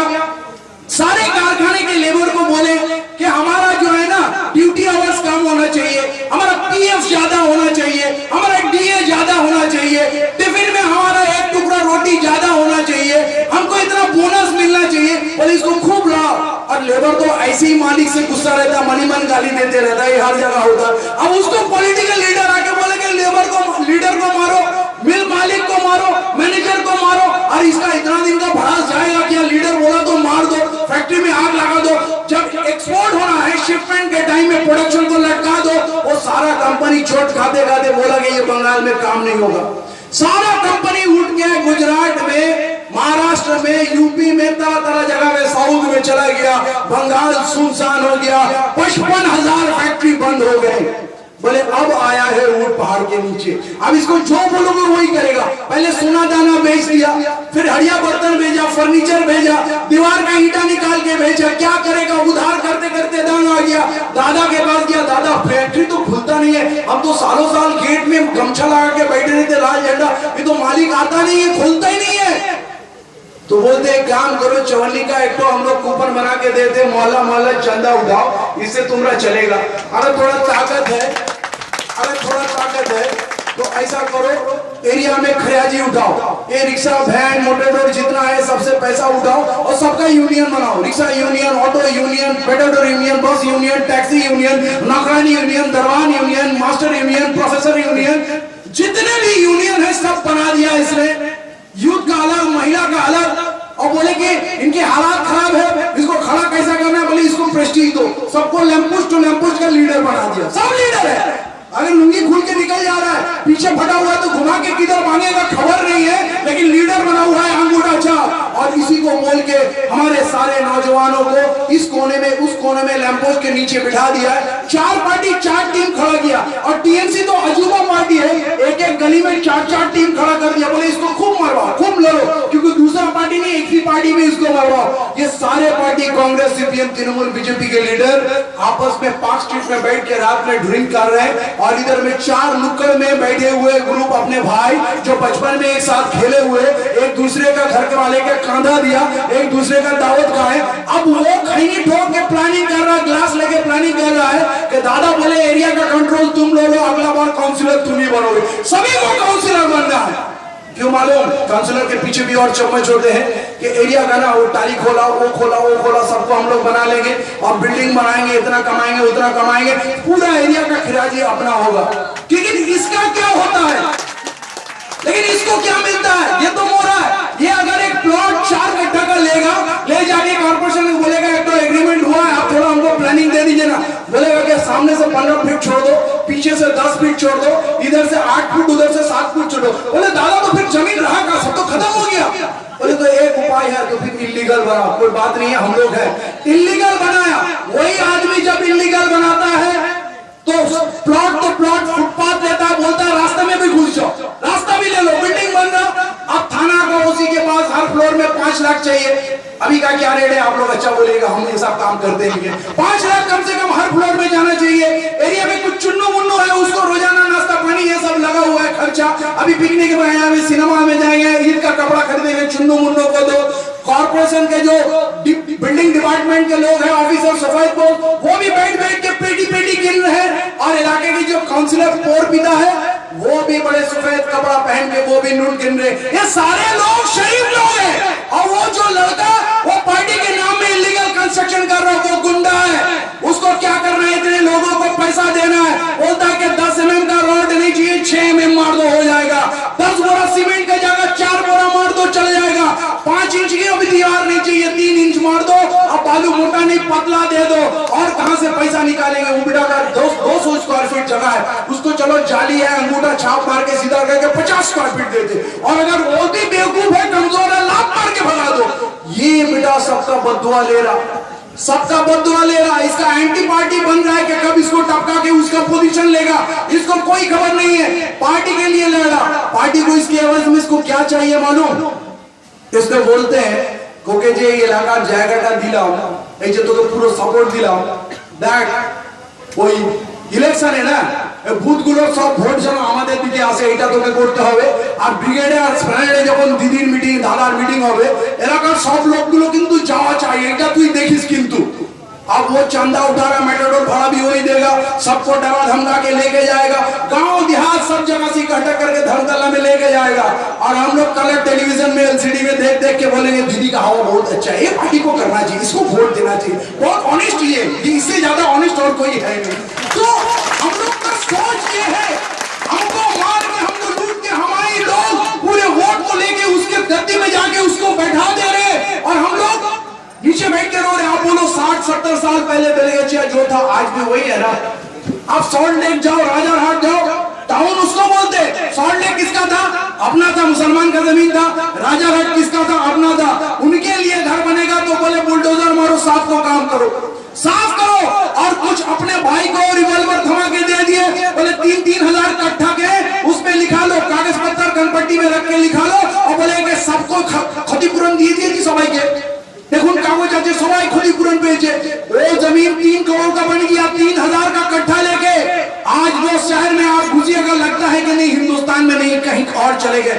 आप जानते हैं ये Rajarhat, salt lake, Durgapur township, colony township सूबा बंद तरीके से बना है। इसका कैरेक्टर क्या है मालूम है? ये जमीन को बड़े सस्ते में दिए गए, सस्ते में दिए गए लॉटरी करके। लेकिन कौन सा मशीन में लॉटरी हुआ कि हम लोग को एक भी घर नहीं मिला, हम लोग को एक भी घर नहीं मिला, लॉटरी हो गया। 999 साल तक वो किसी को बेच नहीं सकता, 999 साल बाद उसका एक्सटेंशन होगा। ये कानून बना रहे, हमारे साथ 1000 साल की दुश्मनी का वो मंसूबा लिख रहे, और हम उसी की हुकूमत को खड़ा करने के लिए अपने भाई पे बुलेट चला रहे हैं। हम कब समझेंगे भाई? ये कांग्रेस का हादसा होने के बाद ये सीपीएम आया, हमको बर्बाद किया। और सीपीएम जब नंदीग्राम, जो गरीब किसान का, जो मजदूर का मालिक होता था, वो मजलूमों का जो रखवाला होता था, वो अचानक वो मिल इंडस्ट्री और फॉरेन कंपनी के एजेंट बन गए और एसीजेड कानून बनाया, स्पेशल इकोनॉमिक जोन। बोले 10,000, 20,000, 50,000 बीघा जमीन आपको देंगे, हिंदुस्तान का कानून लागू नहीं होगा, आपको बिजली सस्ते में मिलेंगे, पानी फ्री मिलेंगे, टैक्स देना ही नहीं पड़ेगा। तो ऐसा इंडस्ट्री आके हिंदुस्तान में फायदा क्या है? वो आईपीसी भी लागू नहीं होगा। ये मुल्क को टुकड़े टुकड़े में बेचने का काम किए यही ज्योति बसु, बुद्ध बाबू, ये सारे लोग एसीजेड में। जगह कौन सा चुने इंडस्ट्री करना है? नंदीग्राम, सिंगूर, मोगरा हाट, डानकुनी, ये सारे मुसलमान की जगह है।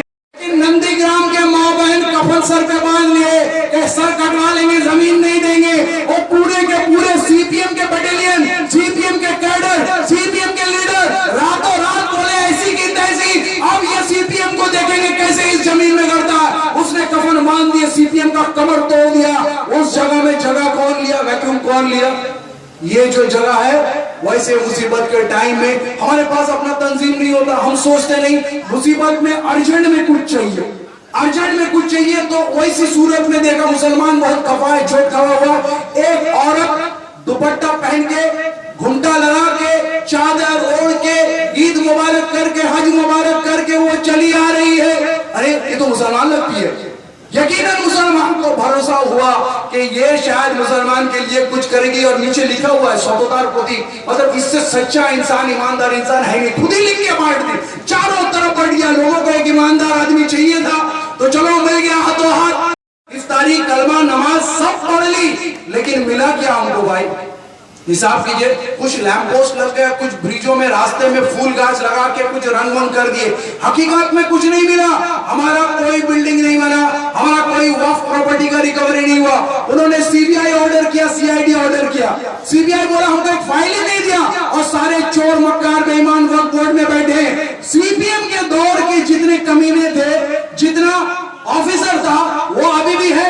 बोर्ड मेंबर बना एजेड खान, अफाकुज्जमान खान।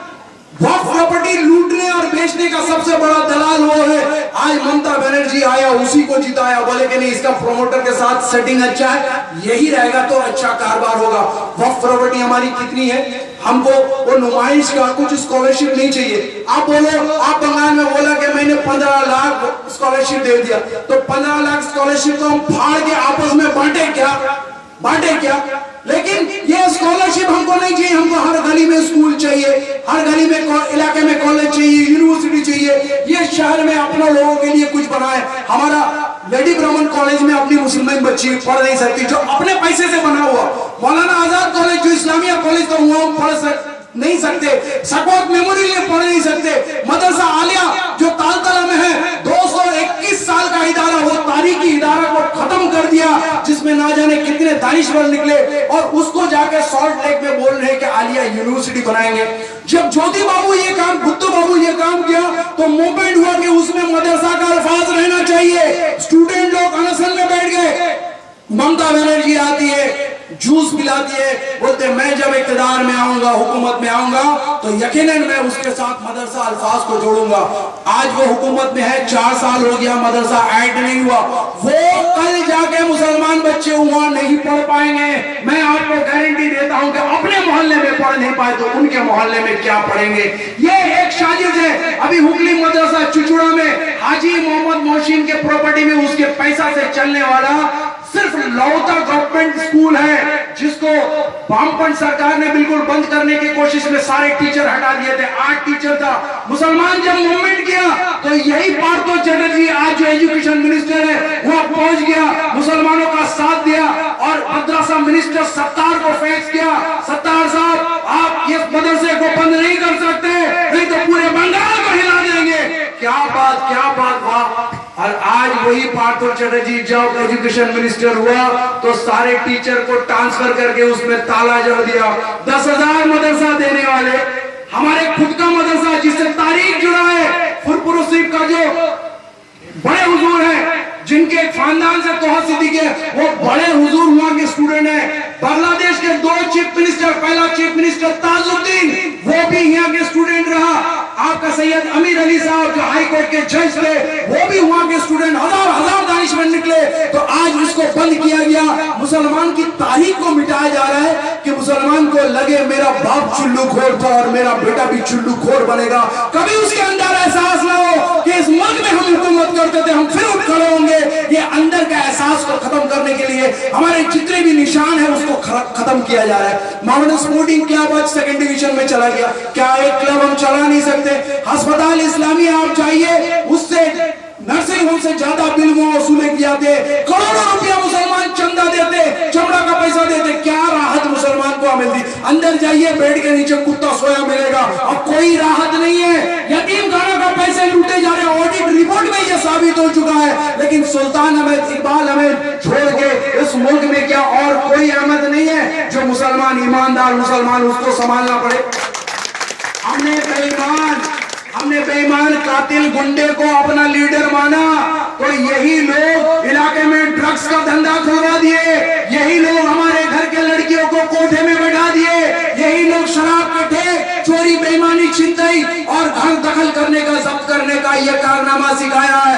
आप बोलो, हम अगर अपना लीडर नहीं चुनेंगे तो वो लीडर कैसे पैदा होगा? ये लीडर चुनती है सीपीएम, कांग्रेस, तृणमूल। वो हमारे इलाके के क्रिमिनल को चुनते हैं, उसको पावर देते हैं, पुलिस को बोलती है कुछ भी करेगा, इसके खिलाफ कोई एक्शन नहीं होगा, क्योंकि हमारे कौम को खत्म करने के लिए इसको हथियार के तरह इस्तेमाल करते। लेकिन यही जब गार्डन रिच में कॉलेज यूनियन था, गार्डन रिच में, उसमें नॉमिनेशन फाइल होना था। एक ग्रुप दूसरे ग्रुप को वहां से हटाएगा। एक तरफ इकबाल उतरा और एक तरफ कांग्रेस के तरफ से मुख्तार उतरा। इकबाल उतरा टीएमसी के तरफ से, बोले कि कॉलेज में हम दूसरे पार्टी को घुसने नहीं देंगे, और मारपीट चला, बम गोली चला।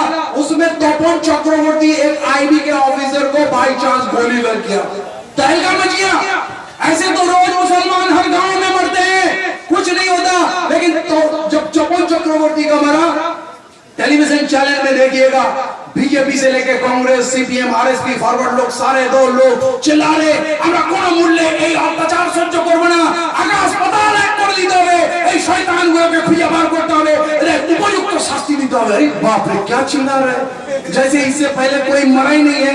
ये गोली, ये बूथ दखल करो, पाड़ा दखल करो, एरिया दखल करो, गांव दखल करो, ये सारा सब कुछ। अरे वो लोग क्या बैंक डकैती करने गए थे, ज्वेलरी शॉप लूटने गए थे? वो यही सब पार्टी के हो के गए थे कि इसको कब्जा करना, यही इनसे करवाया जाता है। लेकिन गोली अपने लोगों को लग गया तो छटपटाने लगा, और इकबाल को यूपी से उठा के लाया।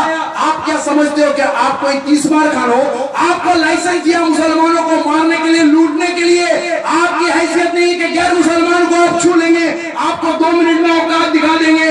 यही मोगरा, यही भांगोर का अरबुल इस्लाम, जो पहले सीपीएम का क्रिमिनल था, अभी तृणमूल में आया, उसको एमएलए बनाया। वो लूट मार जख्म ये सब तो करता ही है। रज़ाक मुल्ला को मार दिया, जो 35 साल का एमएलए था, एक्स मिनिस्टर था, उसको भी मार दिया, उसको कुछ नहीं हुआ। लेकिन गांव में जब तो गैर मुसलमान को ये अरबुल इस्लाम मारा, तो होता क्या है, अरबुल इस्लाम को पार्टी से 6 साल के लिए एक्सपेल करो, पुलिस उसके ऊपर केस दर्ज करके उसको बोलते फौरन अंदर। अरे उसको बोला था मुसलमान का कत्ल करने के, जाके हिंदू को कत्ल कर रहा। ये सीधी बात आप सुनो, आप बहादुर नहीं हो, आप बहादुर नहीं हो, कुछ नहीं हो। आपको गली का कुत्ता जैसा ये लोग समझता है। आपको छोड़ के रखा है कि आप चंदा बटोर के नोच के थाना में पैसा जमा करोगे, इससे ज्यादा औकात आपकी कुछ नहीं है। आप लीडर नहीं हो। लीडर बोलते हैं इसको जो गोली के सामने भी झुकते नहीं है। तो गैर मुसलमान के जितने भी है, इनका कसूर नहीं है। ये हमारे भाई है, हमारे घर के औलाद है, इनका कसूर नहीं है। हम दानिशमंद, पढ़े लिखे लोग, समझदार लोग अगर तृणमूल के झूठ के झांसे में आते हैं, उसको वोट देते हैं, उसकी हुकूमत बनाते हैं, तो ये लड़के सड़क में घूम रहे, इसके पास कोई रोजगार नहीं है, बोले सारे लोग तृणमूल को माननी है, तो हमको क्या, हम उसके साथ थोड़ा सेटिंग करके दाया बाया कमा लेते हैं। आप सही हुकूमत कायम करो, मजलिस इत्तेहादुल मुस्लिमीन को कायम करो, तो ये लोग भी मजलिस के साए में आएंगे। ये लोग कोई बेवकूफ नहीं है, इसके अंदर भी ईमान है, ये भी मुसलमान है, और ये भी आपका साथ देंगे। आप सही रुख तो तय करो। अभी दीदी, उनका करिश्मा देखिए, हमको तो कुछ नहीं मिला। टेट का एग्जाम हुआ, एग्जाम देने से पहले आपको बुकिंग करना पड़ेगा पार्थो चटर्जी को पैसा देके कि हम सादा कागज नाम लिख के भर देंगे, आप इसको भर के हमको पास करा दीजिएगा। नौकरी किसी को मिलेगा, सारे सब कुछ वहीं से होता। अभी आप बोलिए आपकी हैसियत क्या है? आपकी कोई हैसियत है? कांग्रेस का एक लीडर एहसान जाफरी को पता है, वो जब नरेंद्र मोदी उसका बजरंग दल आके पूरा घेर के उसका गुलबर्गा हाउस में 69 लोगों को मारा और एमपी को मारने से पहले घेर लिया, वही एहसान जाफरी सोनिया मोदी तो उसको गाली दिया और उसकी वाइफ, उसकी अहलिया, उसकी बीवी जकिया जाफरी कोने में छुप के देख रही कि एहसान जाफरी का हाथ काटा जा रहा, पैर काटा जा रहा, गोश्त निकाला जा रहा, आंख निकाला जा रहा, कोई उसको बचाने वाला नहीं। एक एमपी का यह असर। और हमारे बंगाल में अभी हमने फरजाना आलम का एक देखा रूप। फरजाना आलम क्या खूबसूरत औरत, पढ़ी लिखी एडवोकेट। ममता बनर्जी सचमुच जौहरी है, हीरा वो पहचानती है। वो लेके गई, अपने मंच में बैठाई, इज्जत दी, उसको इलेक्शन फाइट कराई, काउंसिलर बनाई, मेयर डेप्यूटी मेयर बना दी और मुसलमान को ये जता दी। देखो आज तक मुसलमान को कोई मेयर नहीं बनाया, हमने मेयर बना दिया लेकिन उसको कलम नहीं दिया। वो तो कानून के पास सारा पावर है ना।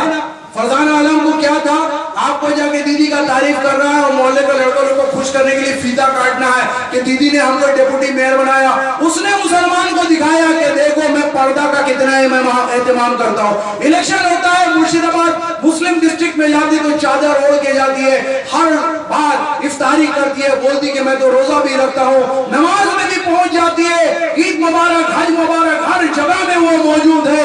उनको मुसलमान को लगा कि नहीं ये मुसलमान के थोड़ा नरम है, बुद्धू बाबू जैसा शैतान नहीं है, ये थोड़ा मुसलमान के लिए कुछ करेगी। लेकिन ये सारा झांसा था। अब तो स्वतंत्रता पोती को लिखती भी नहीं है क्योंकि अब कोई मानने वाला नहीं है। अब तो रिक्शा वाला, बैल वाला, ठेला, नौकरानी, भिखारी सबका पैसा खा चुकी है। बोले मदन मित्रों अंदर है, कुणाल घोष अंदर है, सारा किच्चा चिट्टा निकल चुका है। अब हमारा बचने का कोई रास्ता नहीं है। मुकुल राय को नोटिस दे दिया। मुकुल राय बोल रहा आज जाएंगे कल जाएंगे, दिल्ली में दौड़ा सेटिंग करने के लिए। दीदी परेशान है, मुकुल चला जाएगा तो हमको भी खींच के लेके जाएगा। दीदी बोलती है कि हमें चले जाओ चलने पोस्तो, हमें चले जाते भय पाई ना। अरे आप गांधी जी हो क्या? मुल्क की आजादी में आप जेल खटना चाहती हो? इतना तड़प क्यों रही है? गरीबों का पैसा हजम किया है, चिटफंड का पैसा घोटाला किया है, ऐसे तड़प रही हो। ये चीटर मदन मित्रों के लिए उन्होंने मिचिल एजुटेशन क्या कुछ किया, सारा तकत लगा दिया कि उसको निकाले। कल तो कपिल सिब्बल को हेलीकॉप्टर चार्टर्ड प्लेन में लाके उसको छुड़ाने का कोशिश किया। वो दीदी उनके इर्द गिर्द जितने हैं सब चोर है। मेरे हावड़ा जिला के एक मेंबर है मजलिस का, उनको हमने स्लोगन लिखने के दिया तो उसने बोला कि दादा एक स्लोगन सुनिएगा और आप बोलो।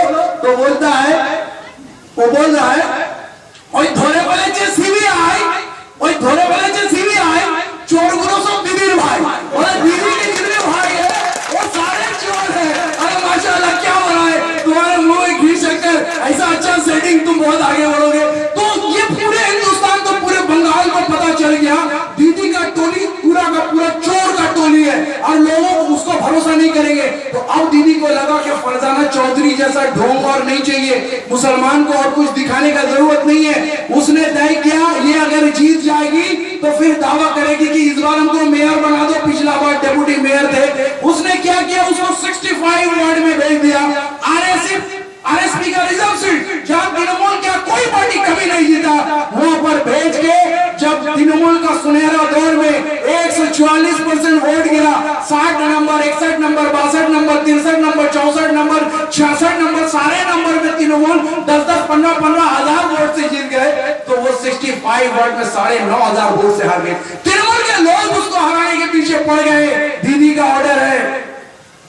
और हारने के बाद भी देखिए मुसलमान का ईमानदारी, तृणमूल का झंडा लेके सीपीएम के खिलाफ लड़ने के लिए सड़क में उतर गई फरजाना आलम।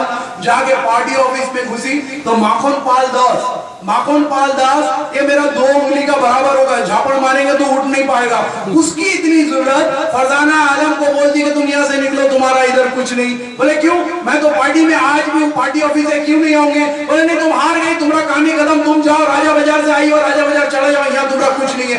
बहस तकरार हुआ।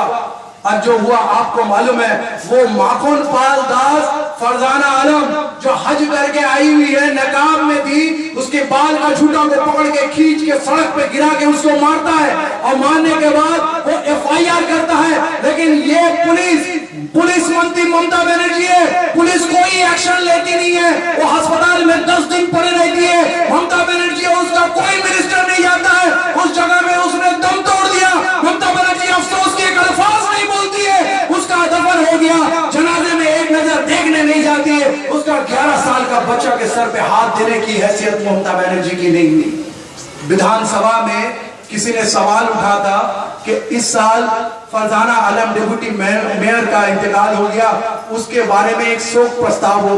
कुछ लोग उसकी तारीफ में, उस कसीदे में कुछ बात रखी, उसके यादगार करें। ममता बनर्जी उसको भी रख दिया कि इसकी कोई जरूरत नहीं है, क्योंकि अभी मेरे पास दूसरी डिप्टी मेयर है। हमने इकबाल अमील को बनाया है, वो क्या 144% क्या 288% वोट करवा देगा। अभी दौर गुंडामों का है। मेरा अभी बड़ा भाई नरेंद्र मोदी है, उससे मेरा मुआहदा हो गया।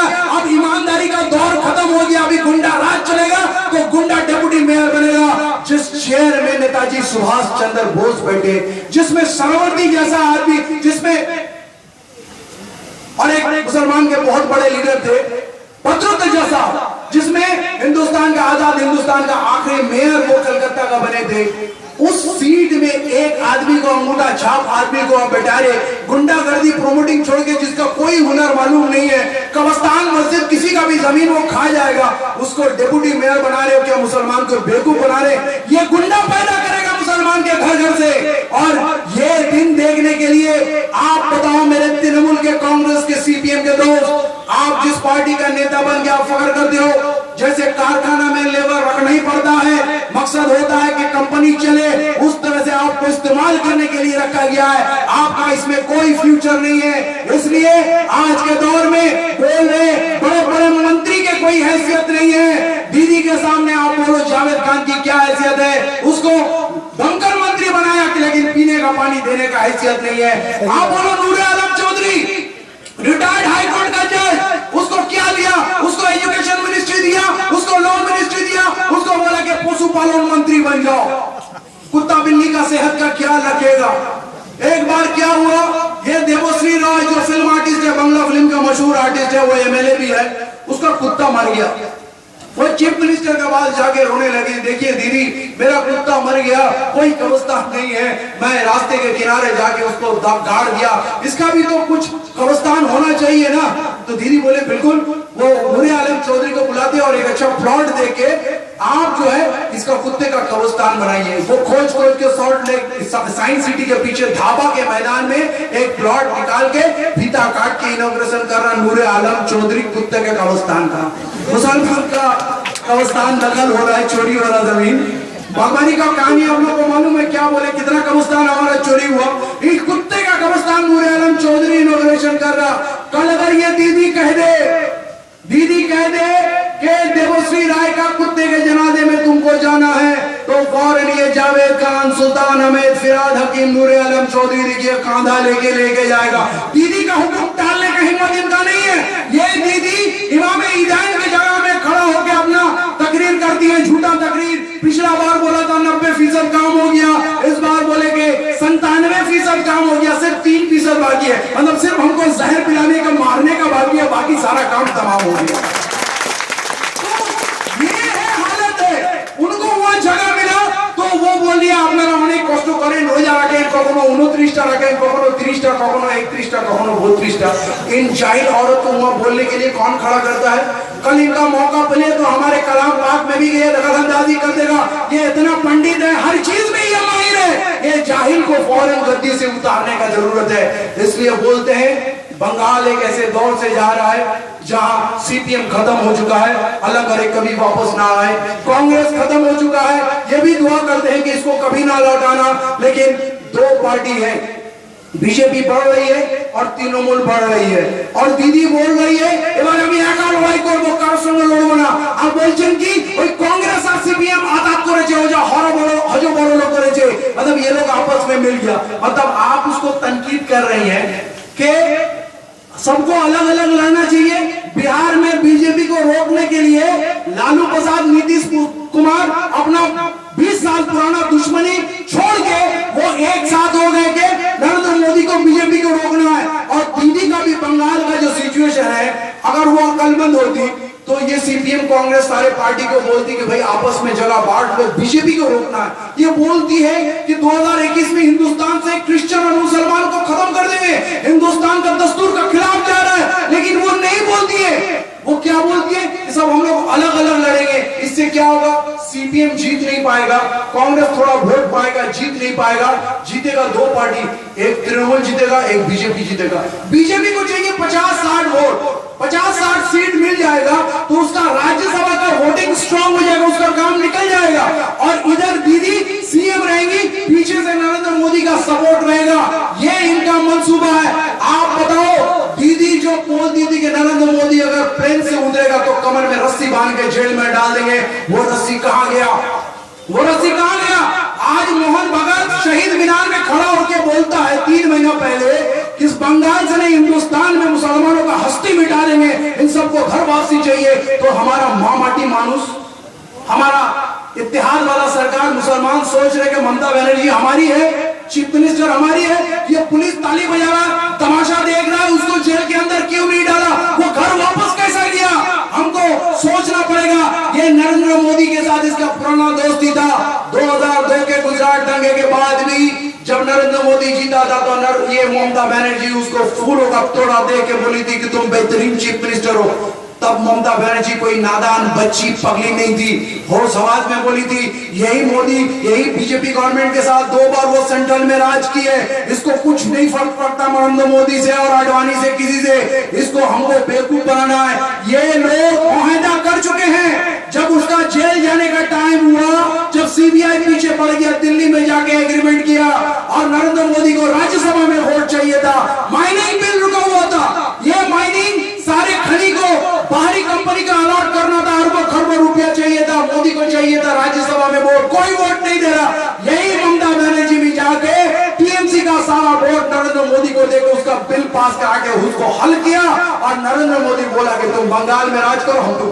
ये बंगाल में बीजेपी नहीं था, आरएसएस नहीं था। इतना जो पनपा, आज भी इतना मर्डर हो रहा है पूरे बंगाल में, ये सारा काम यही नरेंद्र मोदी का हाथ मिला के ये दीदी का है। कल भी आप देखिए, अखबार में आया, टेलीविजन में, चैनल में आया, रिलीफ कैंप, बाढ़ हुआ, रिलीफ कैंप में भी मुसलमान लड़कियों का रेप हो रहा है। हम गुजरात में, मुजफ्फरनगर में, आसाम में सोच सकते हैं, इतना ज्यादा रेप यहाँ हो रहा कि दीदी बोलती कि छोटो घटना, सामान्य घटना, साजनो घटना, फलाना घटना।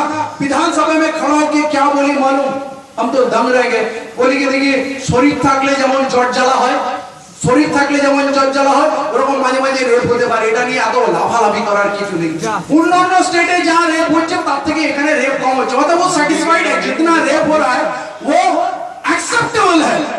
हमको पता नहीं है कैसे ऐसे लोग सीएम बन जाते हैं और हम लोग भी बना देते हैं। सोचने की जरूरत है। ये नरेंद्र मोदी के साथ मिलके हमारा गेम बजाना चाहती है और 2021 कोई मजाक नहीं है। ये प्लानिंग के साथ चल रहा है काम। ये हमारे कोई दोस्त नहीं है, हमें पहले भी कुचल चुके हैं। इसलिए नौजवानों को, हमारे इमामों को, हर इंसान को, हिंदू मुसलमान सबको बोलेंगे, अगर मरेगा मुसलमान तो अकेला तो नहीं मरेगा ना। तुम 20 करोड़ 25 करोड़ मुसलमान को उजाड़ दोगे, हिंदुस्तान नहीं उजाड़ेगा। अगर मुसलमान गया तो सबको लेके जाएगा, ऐसा नहीं जाएगा।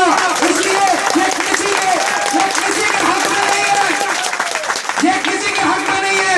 गैर मुसलमानों को खुश होने की जरूरत नहीं है। ये मुसलमान को मारेंगे तो कैसे? तुमको तो लड़ाई के मैदान में उतारेंगे। ये नरेंद्र मोदी अपना चोरी का माल गिनता रहेगा, मनमोहन सिंह, सोनिया गांधी अपना माल गिनता रहेगा। ये 2G स्पेक्ट्रम का माल, ये कोलगेट का माल, ये कॉमनवेल्थ गेम का माल, ये बेगम केलेंकरी का, मध्य प्रदेश का मेडिकल का करप्शन, ये राजस्थान गवर्नमेंट का करप्शन, ये महाराष्ट्र गवर्नमेंट का करप्शन। ये लोग जिंदगी भर चाहते हैं हिंदू मुसलमान आपस का खून खराबा करते रहे, ये लूट का माल गिनता रहे और बाहरी मुल्क में भेजता रहे। इसलिए इस मुल्क के हिंदू मुसलमान सबके हक में ये है, ये शैतानों को भगाओ और मजलूमों की सरकार बनाओ। ये ममता बनर्जी, ये मोदी हमारा कोई नहीं है। ये लोगों की तादाद सिर्फ 2% है।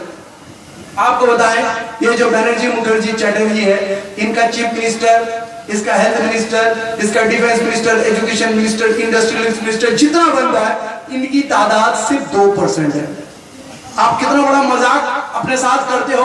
मुसलमान सरकार बोलती है 27.78, बिल्कुल झूठा है, क्योंकि वोटर लिस्ट में हम 35% है और यकीनन हमारा तादाद 45% से ऊपर है। और जो वोटर लिस्ट का रिकॉर्ड है उससे 294 सीट के अंदर बंगाल में हम 100 सीट में मेजोरिटी में। कितना मेजोरिटी? सिर्फ 50% से ज्यादा नहीं, कहीं 60, 70, 80, 90, 95% तक है। तो जहां जीतने का कोई मसला नहीं है, सिर्फ दिमाग में ठान लेना है। असुद्दीन अवैसी बोलते तो जहां 30% है वो हलवा है, रसगुल्ला है, खा जाओ।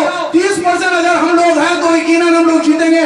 पूरा बच्चा सब औरत मर्द सब एक हो जाओ, कोई रोक नहीं सकता। वो तो 10-12% मुसलमान जहां वहां से जीतते हैं, वहां से जीतते हैं, क्योंकि उसके साथ में गैर मुसलमान भी मजलिस को वोट देती है, क्योंकि वो लोग बोलते हैं, गैर मुसलमान आदिवासी शेड्यूल कास्ट शेड्यूल ट्राइब बोलते हैं ये आदमी ईमानदार आदमी है, ये दाढ़ी वाला बड़ा खूबसूरत आदमी है, उसके नजर में ये सबसे खूबसूरत आदमी है। हिंदुस्तान के तमाम कौम सिर्फ अमन चाहते हैं और सांस लेके इज्जत के साथ जीतना चाहते हैं। अगर बुद्धो बाबू के लीडरशिप में, अगर ज्योति बसु को लीडरशिप में, अगर सिद्धार्थ शंकर राय के लीडरशिप में, ममता बनर्जी के लीडरशिप में हम इतने दिन चल सके, तो क्या मुसलमान के लीडरशिप में बाकी कौम नहीं चल सकते? आपने सब ट्राई किया, आपको इंसाफ नहीं मिलेगा। मुसलमान आपको इंसाफ देगा। मुसलमान का किरदार है, 800 साल का तारीख है, आप इस पे भरोसा कर सकते हैं। यह आपका दुश्मन नहीं है, यह आपके मुसीबत में आपके काम आएगा, आपका दोस्त है, आपका भाई है। और इसीलिए बोलते हैं अगला जो वोट आ रहा है, 180 सीट बंगाल में ऐसे हैं जहां 30 से 35% मुसलमान है। और सिर्फ मुसलमान नहीं, हमारे दलित भाई भी साथ में।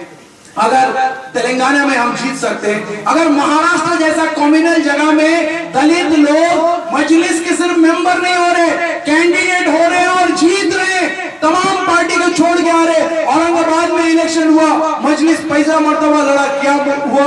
54 सीट में फाइट किया, 25 काउंसिलर जीते। और वो बड़ा पार्टी कौन था? कांग्रेस था। कांग्रेस को कितना सीट मिला? 10 सीट मिला। एनसी को कितना मिला? 7 सीट मिला। तो अभी इन लोग छोटे पार्टी हो गए, अगला बार तो इनको वोट ही नहीं मिलेगा। जो लोग सोचे थे कि वोट कट जाने से बीजेपी को फायदा होगा, अब तो यकीनन सारे लोग मजलिस को वोट देंगे और गैर कौम भी मजलिस को वोट देगी। हमको तो इंसाफ कायम करना है, चाहे वो हिंदू, मुसलमान, सिख, ईसाई, कोई भी मजहब का कैसा भी आदमी हो, कोई भी भाषा बोलता, हमको इंसाफ कायम करना है। और हमको जो हिस्सा नहीं मिला था, अपना हिस्सा चाहिए। हमने दादा दीदी बहुत तमाशा देखा, मेरा हिस्सा नहीं मिला। दीदी आपका हुआ, आपका भतीजा का हुआ, आपका भाई का हुआ, मेरा भाई का नहीं हुआ। हम छोड़ेंगे नहीं, इस बार हमको अपना हिसाब चाहिए। हमको ना किसी से दुश्मनी है ना दोस्ती है, सीधा हिसाब अपना भाई का हिसाब निकलना चाहिए। इस उम्र में ना हमको नौकरी करना है और ना कुछ करना है। अल्लाह ताला हम लोगों को जो दिया, दिन रात शुक्रिया अदा करें तो कम है, लेकिन हम कल अल्लाह को क्या जवाब देंगे? मेरा भाई को मारा गया, कुचला गया, लूटा गया, सताया गया, जवाब किया था, तुम पढ़े लिखे थे, तुम बोल सकते थे, तुम समझा सकते थे, तुम लड़ सकते थे, तुमने क्या किया? मेरी बहुत पिटाई होगी, हमको उस पिटाई से बहुत डर लगता है, इसलिए बोलते कि भाई एक हो जाओ। हमारा एक लीडर अल्लाह भेजे, कुछ तो इशारा दे रहे ना। ये जाहिल कौम में इतना पढ़ा लिखा, इतना हुनरमंद, इतना बोलने वाला, जो मुसलमान का खबर कोई छापता नहीं था, टेलीविजन चैनल में मुसलमान लीडर को दिखाता नहीं था। अब असदुद्दीन अवैसी को नहीं दिखाने से चैनल चलता नहीं है, बंद हो जाता है। जबरदस्ती तेल लगा के आते हैं, आओ भाई आप तो 1 घंटा तो दे दो, आधा घंटा, 15 मिनट दे दो, 15 मिनट। वो 15 मिनट का सवाल है, मेरा चैनल बच जाएगा, तुम 15 मिनट तो दे दो। अब सोचो, अल्लाह इज्जत देते तो इज्जत होती है। रिज़्क़ का मालिक अल्लाह, इज्जत का मालिक अल्लाह, दौलत का मालिक अल्लाह। अल्लाह के सामने रो, अल्लाह के सामने झुको, अल्लाह के सामने गिरो, अल्लाह को राजी करा दो। इंशाअल्लाह ताला दुनिया की कोई ताकत हमारे सामने ताकत नहीं है, यही चीज हासिल होगी। और आपको बता रहा हूं, हमारे लिए इलेक्शन इतना इंपॉर्टेंट नहीं है, ये तो बाई प्रोडक्ट है। हम एक हो जाएंगे, हुकूमत अपने आप आएगी। अल्लाह ताला बोलते हैं कि हम तो मुसलमान के लिए ये मुल्क बनाते हैं। मुसलमान जब मेरे ऊपर भरोसा हट जाता है, सूरह मुल्क में बता दे, जब मेरे ऊपर भरोसा नहीं करता, बेईमान लोगों के साथ चला जाता है, तो हम नाराज होकर उससे गद्दी छीन लेते, उसे हुकूमत छीन लेते और शैतान को वहां पर बैठा देते। लेकिन मुसलमान यकीनन अगर मेरे ऊपर भरोसा करेगा, मैं उसका मददगार बनूंगा, तो उसको कोई रोक नहीं सकता। हम उसको हुकूमत दे, और हुकूमत किस लिए करना है? मंत्री बनने के लिए नहीं, एमएलए बनने के लिए नहीं, इंसाफ कायम करने के लिए वही वाला इंसाफ। जंगल में एक बच्चा रो रहा है, वो बगैर खाए हुए सो रहा है, डर रहा है, खलीफा दौड़ रहा है, अल्लाह को क्या जवाब देंगे, कल हिसाब मांगा जाएगा।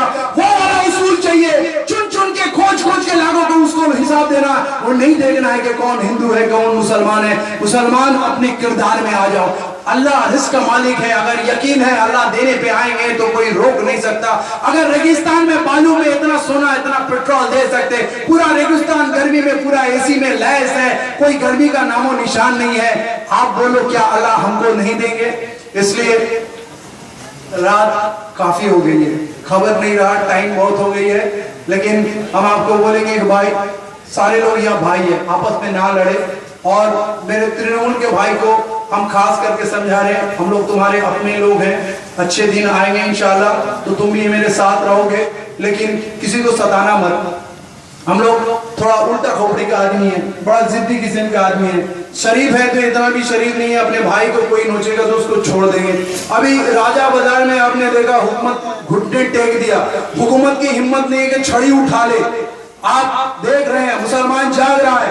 आपने कांग्रेस का हवा देखा, आपने सीपीएम का हवा देखा, आपने टीएमसी का हवा देखा, आप मजलिस की हवा को समझ लो, नहीं तो तुम्हारी हवा निकल जाएगी।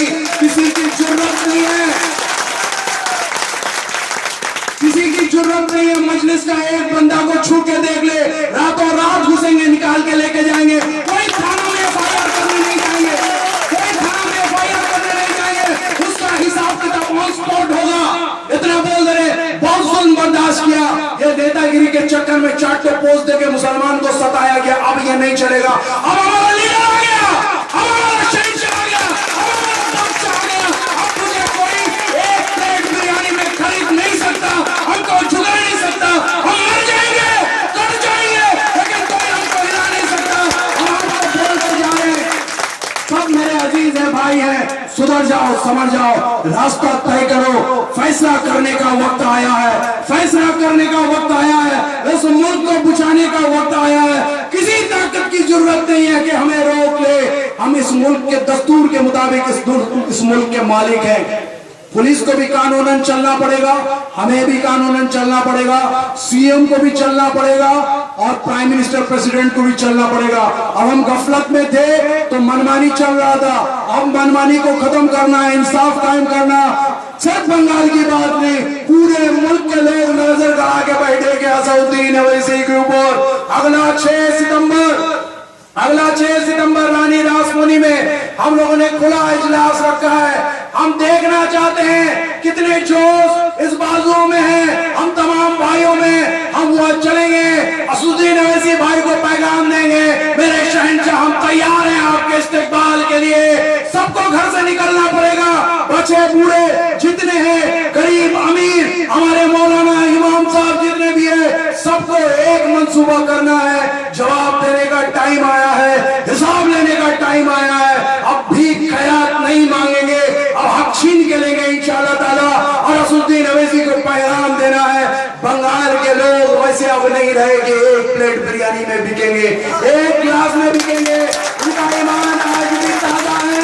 आप आओ तो सही मेरे शहंशाह, आपको बताते हैं आपके लिए हम क्या कर सकते हैं, और उम्मीद करेंगे कि आप लोग भी हमारे ये सपना जो है सोच है, आपका भी एक ही सपना होगा, सबके मोबाइल में असदुद्दीन ओवैसी भाई होंगे, उनका मोहब्बत होगा।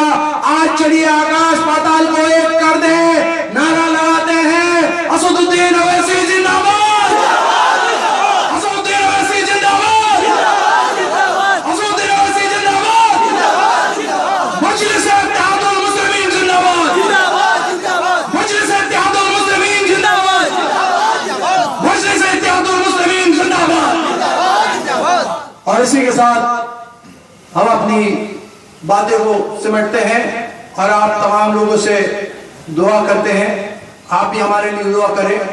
हमें या हम लोगों को किसी को भी लीडर ना समझे, हमारे पार्टी में एक ही लीडर है और कभी लीडरगिरी के लिए झगड़ा नहीं करेंगे। ये बहुत मुसलमानों को लड़ाया गया, सिर्फ क्या दे सकते हैं कौम की खातिर, इस मुल्क के खातिर अपना वक्त, पैसा, खून, सर जो भी हो सके दे सकते देंगे, बदले में कुछ मांगेंगे नहीं, देंगे तो अल्लाह ताला देंगे, अल्लाह पे भरोसा रखेंगे, कभी कुछ किसी से मांगे नहीं। कोई ख्वाहिश पैदा नहीं करेंगे। अगर ऐसा करेंगे कि मकसद सिर्फ यही होगा कि इस मुल्क के आवाम को, मजलूम आवाम को अच्छे हालात में देखना चाहेंगे, इंशाअल्लाह ताला अल्लाह फरिश्तों भेज के हमको मददगार करेंगे, हमारे रास्ते को आसान बना देंगे, हमारे काम को आसान बना देंगे। और इसी के साथ हम अपनी बात को खत्म करते हैं। अल्लाह हाफिज।